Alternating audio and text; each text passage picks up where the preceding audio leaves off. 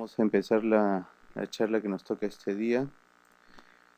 Vamos a tratar el tema de anomalía de Epstein. Es un tema, bueno, a todos los que nos concierne la parte congénita, es un tema bien interesante, complicado en sus inicios, pero ahora creo que ya tiene un camino ya, tanto en niños como en adultos, creo que ya tiene un camino que está siendo recorrido con bastante éxito. Eh, Empezando un poquito con la definición, más o menos en 1866 fue que se definió esta patología con el doctor Wilhelm Einstein en 1866, justamente por un paciente de 19 años fallecido con esta enfermedad cardíaca cianótica. Bueno, él describió la anatomía patológica del paciente y la fisiopatología de la misma. Y bueno, básicamente es una miopatía, ventrículo atrializado que también no genera una buena función ventricular, eh, dilatación del verdadero anillo tricuspidio y bueno, todo esto genera pues un tema de falla cardíaca severa con cianosis, ¿no? Falla cardíaca derecha. Esta es la clasificación que nosotros usamos para el tratamiento y la definición de anomalía de Epstein. La clasificación de Carpentier, el tipo A, donde el ventrículo es básicamente que el volumen del ventrículo derecho no sale, ¿no? Bombea, el ventrículo derecho es poco desarrollado, la contracción del atrio derecho en su porción atrializada funciona como un reservorio pasivo que quita volumen al ventrículo derecho, quita volumen eyectivo al ventrículo derecho. La misma contracción ventricular de esa misma zona crea una presión que impide una adecuada fase de llenado del atrio derecho y la comunicación interauricular tiene un flujo de derecha a izquierda o bidireccional. Todo eso lleva pues a una cianosis severa del paciente. Bueno, entonces hay un agrandamiento masivo, severo del atrio que puede llegar a dimensiones excesivas desde niños, desde neonatos, cuando es una Epstein neonatal, y genera una insuficiencia de la válvula, mayor flujo por el CIA, presencia de taquiarritmias atriales y durante la última fase ya de la enfermedad, inclusive arritmias ventriculares, ¿no? Esta es la radiografía de tórax que nosotros vemos en los pacientes con Epstein, un paciente neonatal con Epstein neonatal y un paciente un poco ya más grande. Igual siempre la cardiomegalia es uno de los signos más preponderantes, ¿no? En cuanto al Epstein neonatal, en cuanto al tratamiento de Epstein, nosotros deberíamos dividirlo en Epstein neonatal, Epstein en infancia y Epstein del adulto. El Epstein neonatal es el que peor nos va en todo el mundo. Las mortalidades son más del 50%, lamentablemente aún no, excepto algunos pequeños grupos como el del doctor Not Cray, aún todavía no podemos combatir muy bien esta patología, ¿no? ¿Por qué? Porque en el neonato a la falla de la delaminación, a la falla de la válvula tricúspide del ventrículo derecho se le suma la hipertensión pulmonar. Entonces eso lo complica bastante, ¿no? Eh, y bueno, qué es lo que deberíamos de realizar cuando vemos un Epstein neonatal ecocardiográficamente? Siempre se va a pedir el GOSE score, el Seller-Meyer que le dicen, ¿no? Y este score, cuando es más de 3 o 4 ya es de indicación quirúrgica. Entonces, a propósito de Epstein neonatal, hay varios algoritmos que se han ido desarrollando para tratar de orientarnos en su manejo. Uno de ellos es el de Not Cray, que es el que más hace, ¿no? A nivel mundial. Entonces, básicamente esto, en nacimiento, el paciente estable eh, o el paciente críticamente inestable, ¿no? Si el paciente está críticamente inestable, a pesar de todo el tratamiento, porque uno le pone prostaglandina, óxido nítrico, soporte inotrópico. Si hay una atresia pulmonar, tiene que ir a cirugía. Atresia pulmonar anatómica. Si hay una atresia pulmonar funcional, paras prostaglandinas. Y bueno, y ahí hay que mejorar las resistencias valvulares pulmonares, las resistencias pulmonares, y decidir si hay una cianosis severa, ir a cirugía o, bueno, seguirlo cercanamente cuando esté estable. La idea es cuando esté estable o cuando se mantiene, seguirlo, ¿no? Mientras el neonato pueda seguir y tú lo puedas seguir, tienes que tratar de hacer eso. Cuando ya no se puede, obviamente tienes que ofrecerle la cirugía, ¿no? Cuando hay una atresia pulmonar completa, o sea, una atresia pulmonar anatómica, y hay una insuficiencia tricuspide moderada o severa, con un pequeño ventrículo derecho, tenemos que ir a la paliación de Starnes. Ahora les voy a mencionar cómo es esta paliación. Cuando hay un ventrículo derecho adecuado, sí deberíamos ir a una reparación biventricular con un conducto. Si tienes una atresia pulmonar, pero un ventrículo derecho diminuto, con leve insuficiencia tricuspidia, deberías de hacer un shunt y una reducción de atrio, y una reducción del atrio, ¿no? Entonces, más o menos lo que nosotros estamos tratando de hacer acá en el instituto, ¿no? Nos basamos en esto. Pero las decisiones son bien complicadas. Es fácil verlo en el algoritmo. Cuando vemos al paciente neonato severamente enfermo, las cosas se complican. Pero bueno, esa es la idea, ¿no? La idea de este algoritmo. Cuando es una atresia pulmonar funcional, ya cambia la cosa porque tenemos que valorar el lado izquierdo. Si el lado izquierdo es pequeño, tiene que ir a trasplante. Bueno, eso en nuestro país, como Lucho me dirá, no existe en neonatos, ¿no? Eso ya es un tema bien complicado. Y cuando tienes un ventrículo izquierdo normal, con insuficiencia tricuspidia leve, debería ir a óxido nítrico, sildenafilo, ponerle un shunt pequeño y hacerle un Glenn rápido, ¿no? De forma temprana, cuando tienes un ventrículo izquierdo normal con insuficiencia leve. Si está de moderada a severa, la insuficiencia tricuspidia, hay que ir a reparación completa biventricular. Si está críticamente inestable, hay que ligarla de manera como emergencia de la arteria pulmonar y ir a espaliación de Starnes o un shunt ya sea quirúrgica o híbrida, ¿no? Híbrida se refieren al stent en el ductus, que acá lo hacemos, felizmente, cuando nosotros nos hablamos de hemodinamia, ¿no? Entonces, esta es la paliación de Starnes. Ese es el algoritmo que nosotros estamos tratando de aplicar acá en el instituto. Esta es la paliación de Starnes, en la cual uno cierra la válvula tricúspide, le hace una pequeña fenestra, abre el CIA, secciona la arteria pulmonar y le pone un shunt. Entonces, lamentablemente también la mortalidad de esta paliación es bien alta. Por eso es que antes se ponía como primera opción, pero ahora ya se está cada vez más quedando, ¿no? Si se trata de hacer una corrección biventricular. Entonces, cuando se hace corrección biventricular, se, se hacen varias estrategias quirúrgicas, incluyendo la colocación del tubo valvado en el lado derecho. Y hay una reparación biventricular que el doctor cree que ya lo hace bastante tiempo, que es separar la válvula tricúspide enferma, hacer una pequeña anuloplastía, o sea, la levanta un poco la tricúspide del anillo y hace puntos de anuloplastía, lo reduce y pone puntos de contención entre la válvula tricúspide del CEP fatiga, disnea al ejercicio y al reposo, cianosis, palpitaciones, arritmias atriales que van empeorando con la edad, ¿no? Extrasístoles, arritmias. ¿Y cuándo indicamos la cirugía en pacientes ya más grandes? En herpes neonatal no nos queda pues claro, ¿no? Es un goce de 3-4, es un niño inestable, tienes que hacer la reparación según el algoritmo que les he mencionado. Pero en niños más grandes y posteriormente los adultos, tenemos que considerar aquellos que están en clase funcional 3-4, aquellos que disminuyen la tolerancia en el test formal de ejercicio, aquellos que aumentan la cardiomegalia en la radiografía de tórax, una dilatación progresiva en la ecocardiografía, disminución de la función sistólica o si aparecen arritmias atriales o ventriculares. Obviamente si presentan cianosis ya es indicativo de cirugía. Entonces eso es básicamente las indicaciones, ¿no? ¿Cuándo estamos haciendo las cirugías? De 2 a 5 años. ¿Verdad? Nuestros pacientes son mayores.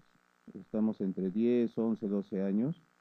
Y bueno, y los que está operando el doctor en adultos, el doctor Robles, que ya son más adultos, ¿no?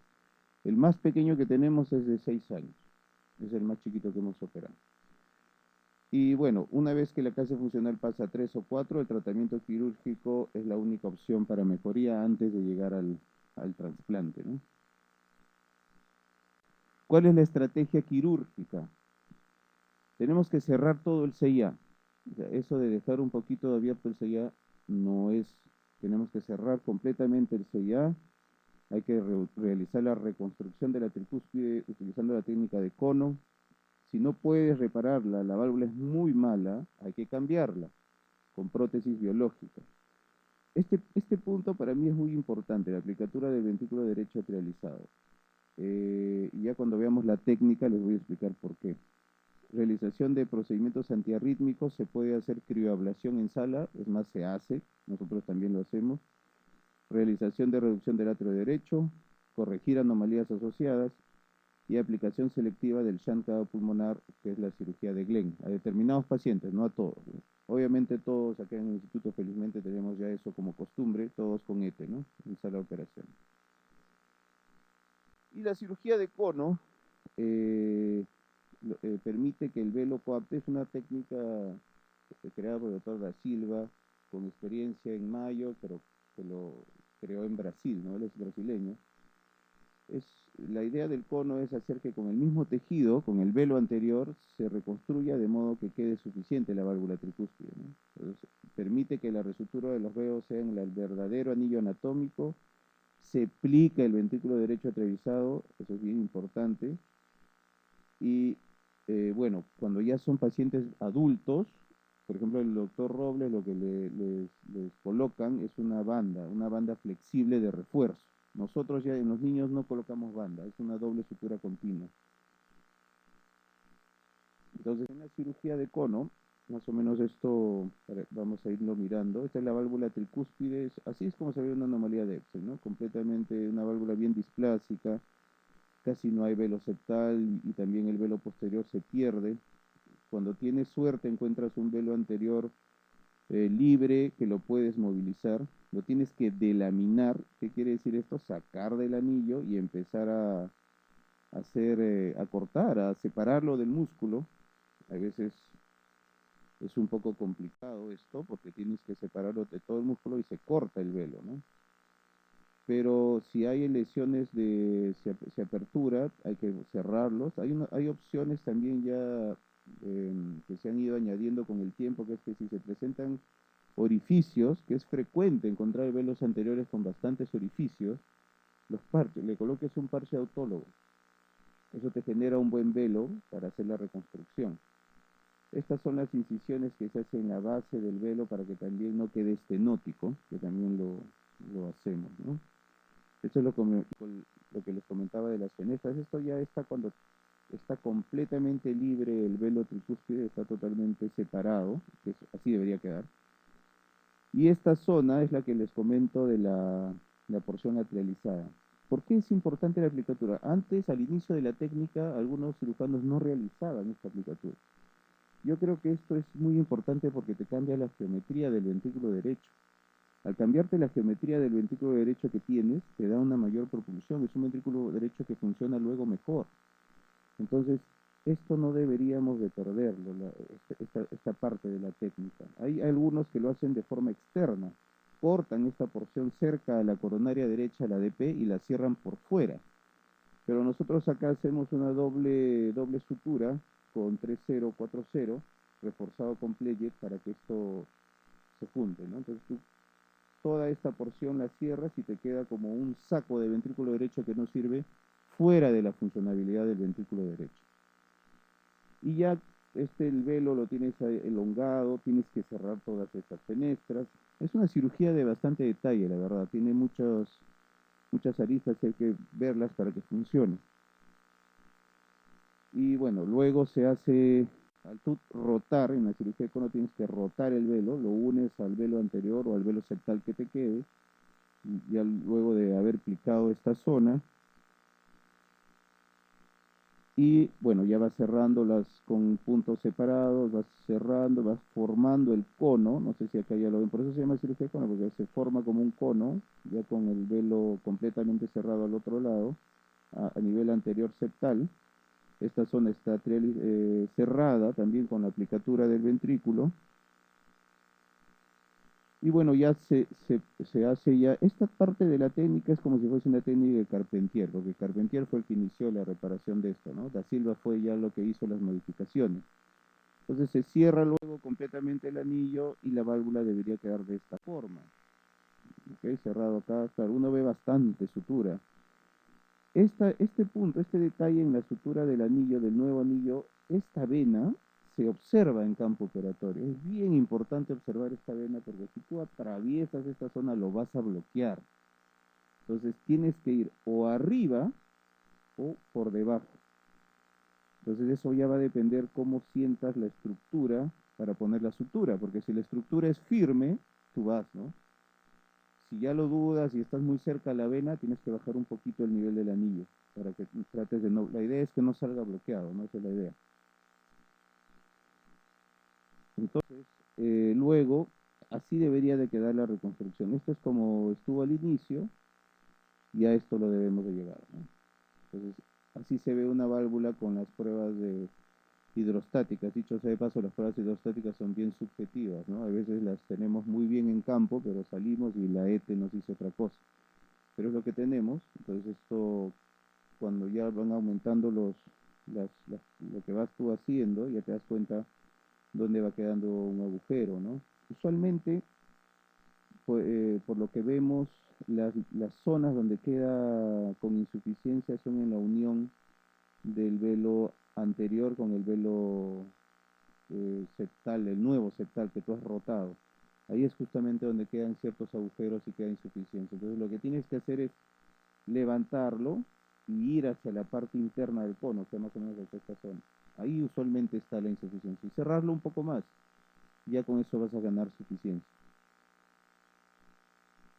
Cuando cambias la válvula, si no te queda bien, tienes que cambiar la válvula. No hay otra opción, porque si lo vuelves a replastear, te vas a tirar unas 2, 3 horas de circulación y de parada cardíaca. Lo mejor es ya ir a cambiar la válvula. Las válvulas porcinas son las que mejor van, porque las mecánicas son muy coagulables en esta zona. Yo quería comentarles esto de la parte técnica. Uno debe de respetar, o sea, la idea de poner la válvula es justamente también no bloquearlo, considerar la zona de la vena D y si el seno coronario está bien distante a la zona donde vas a colocar la válvula, deja el seno coronario en el lado derecho. Pero si tú ves que está muy cerca, no te da confianza, déjalo al otro lado, no va a pasar absolutamente nada.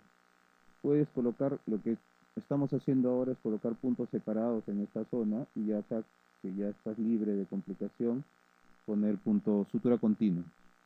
Tienes que sacar todo el velo, todo lo que queda del velo anterior, porque si no va a obstruir el tracto de salida del ventrículo derecho. ¿Ok? Y bueno, el Glenn. Con el Glenn en Epstein, yo creo que ha sido también uno de los avances que nos ha ayudado a superar esta técnica. El Glenn es un aporte importante porque te protege al paciente en la salida. Si tú haces una medición de la presión del atrio derecho saliendo de bomba, presión de atrio derecho y atrio izquierdo, y la presión del atrio derecho está entre 1.5, 2 veces el atrio izquierdo, es mejor bajarle un Glenn, va a ir mejor el paciente. Si tú ves que la suficiencia de la válvula o está un poco estenótica y no te genera un poco de duda, bájale un Glenn al paciente. ¿Ok? Entonces, si hay cianosis, inclusive algunos libros recomiendan, si hay cianosis, de frente ir a un 1,5, ¿no? Pero tampoco es para todos, o sea, no todos deben ir con 1,5, porque le cambias el pronóstico al paciente, ¿no? Entonces, sí es importante, pero hay que saber en quién se lo colocamos. Ahora último, hemos estado discutiendo pacientes y decidiendo ir a 1,5, pero en sala, eso también es bien importante, en sala tú ves el funcionamiento del BD. Cuando terminas la cirugía ves cómo contrae, ves cómo se mueve. Y eso es bien importante. Cuando tú ves que el ventrículo derecho está bien, tus números son adecuados, no hay cianosis, satura bien, no hay necesidad de bajarle Glenn. Entonces, obviamente lo preparas desde el inicio como para cirugía de Glenn, pero tú al salir de bomba vas viendo si lo va a necesitar. Entonces, esto nos lleva a algo. El paciente tiene que estar bien preparado en el preoperatorio. Entonces, si tú estás pensando hacerle un Glenn, hay que hacerle un cateterismo. Hay que hacerle una resonancia para ver cómo está el ventrículo derecho y para ver cómo está el ventrículo izquierdo. Resonancia cardíaca te da la posibilidad de ver si hay fibrosis, Entonces, ecocardiografía. No es solamente operar con ecocardio, esa no es la idea. El paciente tiene que estar lo más completo posible antes de entrar a la cirugía. Y bueno, la cirugía de Glenn ya no es una novedad, es solamente cortar la vena cava superior, ya no conocerla las arterias pulmonares dejando el arterio derecho cerrado, ¿no? Esto es relativamente rápido, si lo preparas no te demoras ni 20 minutos en hacer esta anastomosis. ¿Qué es lo que hemos hecho acá en el INCOR? No sé si ustedes recordarán, pero el primer trasplante fue un Epstein, ¿no? Un Epstein con disfunción severa. Ese fue el primer paciente que fue a trasplante cardíaco. Entonces se empezó un poco con la experiencia con adultos, ¿no? Adultos fue el que trajo el grupo del doctor Ramírez y luego nosotros nos acoplamos ahí. Ah, perdón, el doctor Arboleda me dice. El doctor Ramírez del Instituto Ignacio Chávez de México y se hizo pues una participación bastante interesante entre los equipos de adultos y de pediatría. Esto ya estamos hablando del 2013 más o menos, ¿no, doctor Arboleda? Por ahí, 2013, 2014. Y se hizo, pues, estuvimos felizmente varios de nosotros en esos momentos y se hizo la experiencia, ¿no? Entonces, desde el 2014 ya todos los casos, tanto adultos como pediátricos, eran ya operados por nosotros. Se han realizado tratamientos biventriculares, anastomosis pulmonares y en los últimos 3 años, más o menos han habido 14 a 15 niños operados con Epstein, en total, entre el grupo del doctor Ramírez y nosotros solos, ¿no? Pero en los últimos 3 años se han realizado ya completamente nuestra experiencia 9 pacientes, de que estamos hablando, incluyendo el año pasado del golpe de la pandemia, ¿no? Donde casi no se operó absolutamente nada. Y se han operado 9 intervenciones con este diagnóstico. Hasta el momento, en lo que es la experiencia del instituto, no ha habido fallecidos en anomalía de Epstein desde su inicio en pediátricos. Yo sé que en adultos ha habido algunos fallecidos, pero ha sido por pacientes pues críticamente severos y bastante enfermos, ¿no? Pero en pediatría hasta el momento, felizmente, no tenemos mortalidad. Seguramente va a llegar, ¿no? Eso estadísticamente es probable. Pero hasta ahora estamos yendo bastante bien. Entonces, este es el grupo de... Uy, no sé bien. Ah, no lo veo acá. Ahí está. Está un poco chico, no lo van a poder ver del todo, pero son 9 pacientes que hemos estado mirando. Como les digo, todos los tipos de Carpentier que se han operado, todos los hemos visto.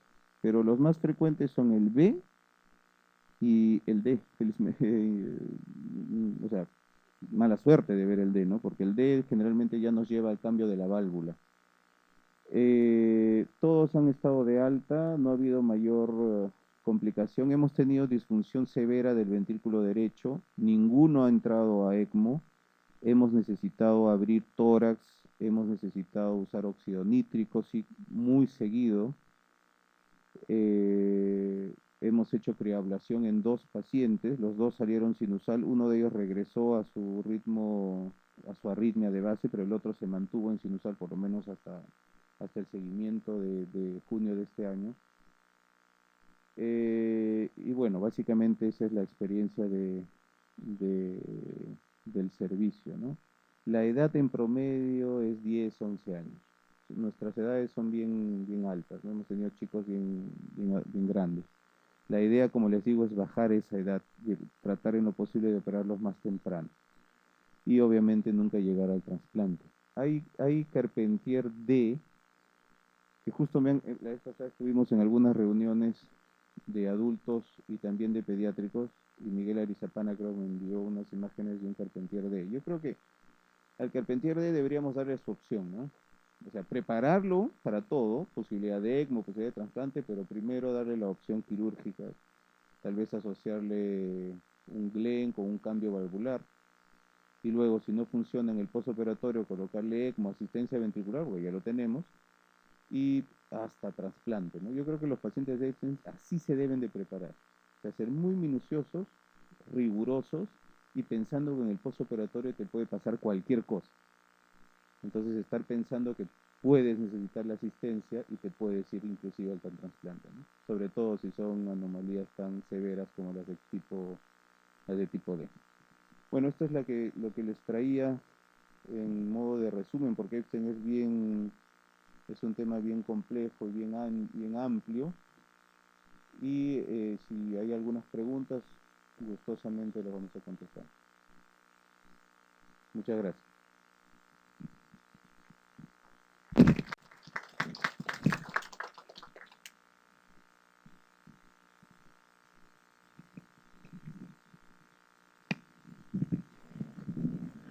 Buenos días.